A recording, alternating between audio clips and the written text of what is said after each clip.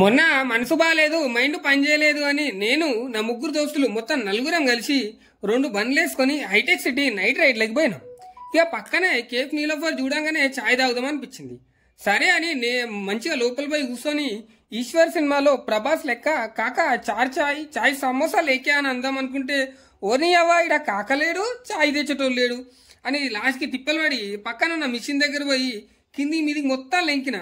యాడ కూడా 20 రూపాయల చాయ్ దొరకలేదు. నోరేమో గుంజుతుంది.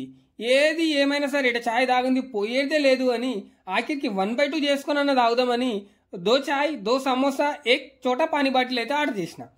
బిల్లు అయితే ఒక ఫ్యామిలీ ప్యాక్ బిర్యానీ తినేటంత పడింది. అంటే 520 రూపాయలు అయింది. గిడ ఒక్కొక్క 150 రూపాయల చాయ్ కోసం గింతమంది లైన్లో నిలబడ్డారు ఏంద్రాబాయ్ అని నెత్తి గుద్దుకొని లాస్ట్కి అయితే అంతమందిని దొబ్బుకుంటా పోయి నాకు కావాల్సిన చాయ్ మస్కబాన్ అయితే తీసుకొని వచ్చి కూర్చున్నాం.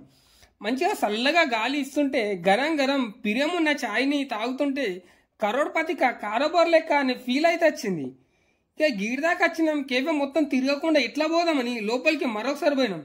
లోపల లైట్ సెట్టింగ్ చూస్తే కళ్ళు జిగేళ్ళు అనేది కళ్ళు అయితే గిర్రుమంది తిరిగినాయి.